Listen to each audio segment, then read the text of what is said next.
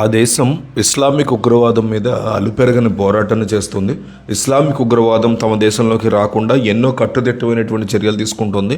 విదేశాల్లో ఉన్నటువంటి తమ విద్యార్థులకి కూడా ఇస్లామిక్ ఉగ్రవాదపు జాడలు సోకకుండా, వైరస్ అంటకుండా ఉండడం కోసం చాలా ప్రయత్నాలు చేస్తుంది. ఆ దేశం ఎంత ప్రయత్నం చేస్తుందంటే, కొన్ని దేశాల్లో ఉన్నటువంటి తమ విద్యార్థులు ఉండేటువంటి యూనివర్సిటీల్లో, ఆ ప్రముఖ విద్యా కేంద్రాలు తమ దేశపు విద్యార్థులు చేరితే వాళ్ళకి స్కాలర్షిప్లు కూడా ఇవ్వడానికి నిరాకరిస్తుంది.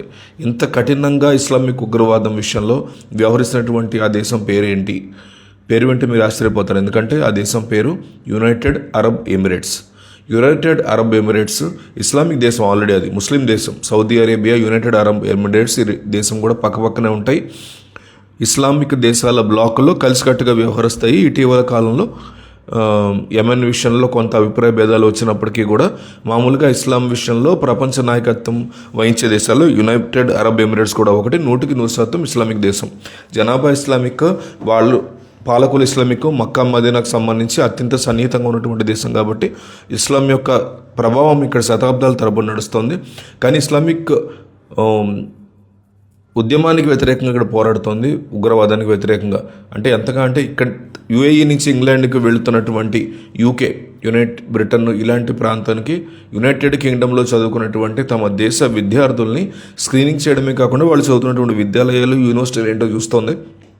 తమకు అభ్యంతరం ఉన్నటువంటి యూనివర్సిటీలు అయితే ఆ యూనివర్సిటీలో చదివే విద్యార్థులకి స్కాలర్షిప్ ఇవ్వడానికి కూడా, గ్రాంట్స్ ఇవ్వడానికి కూడా నిరాకరిస్తుంది యుఏఈ. ఈ మధ్యకాలంలో యూకేకి కొన్ని యూనివర్సిటీలు వెళ్ళి తమ దేశపు విద్యార్థులకి గ్రాంట్స్ ఇస్తున్నామని చెప్పి ఒక లిస్ట్ పెట్టింది. యూకే ప్రభుత్వం ఆశ్చర్యపోయింది. ఆ లిస్టులో 10-15 కాలేజెస్ లేవు, యూనివర్సిటీలు లేవు. ఇదేంటి పేర్లు ఎందుకు తీసేశారా అంటే, ఆ దేశాలు ఆ యూనివర్సిటీలు ముస్లిం బ్రదర్హుడ్ ఉన్నటువంటి కొన్ని ఇస్లామిక్ ఉగ్రవాదానికి కారణమైనటువంటి యూనివర్సిటీలుగా వాటిని గుర్తించింది యుఏఈ. ముస్లిం బ్రదర్హుడ్ సంబంధించినటువంటి కార్యకర్తలు అందులో ఉన్నారు. వాళ్ళు మా విద్యార్థుల్ని రాడికలైజ్ చేసే అవకాశం ఉంది, మా విద్యార్థులు మతోన్మాదాన్ని రెచ్చగొట్టే అవకాశం ఉంది, కాబట్టి ఆ విద్యార్థులలో చదివే వాళ్ళకి మేము గ్రాంట్స్ ఇవ్వని చెప్పి ఓపెన్గా చెప్పారు. నిజానికి గత సంవత్సరం 2025లో కూడా 8 ఇలాంటి యూకేలో ఉన్నటువంటి విద్యా సంస్థలు, కొన్ని యూనివర్సిటీస్ ఉన్నాయి, కొన్ని ఎడ్యుకేషనల్ అంటే స్పెషలైజ్డ్ కోర్సెస్ చేసే కేంద్రాలు ఉన్నాయి, వీటిని బ్లాక్ చేసింది. స్కాలర్షిప్స్ ఇవ్వట్లేదు, గ్రాంట్స్ కూడా ఇవ్వట్లేదు, అనుమతి కూడా ఇవ్వట్లేదు చదవడానికి అక్కడ.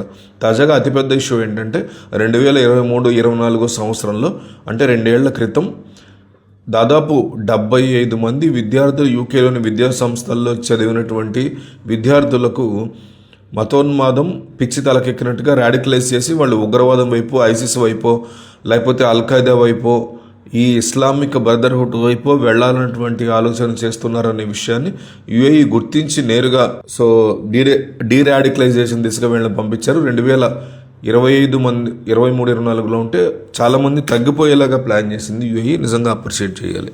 ఈ విషయంలో మోడీ యొక్క సలహాలే వర్క్ అయ్యాయని కూడా అంటున్నారు.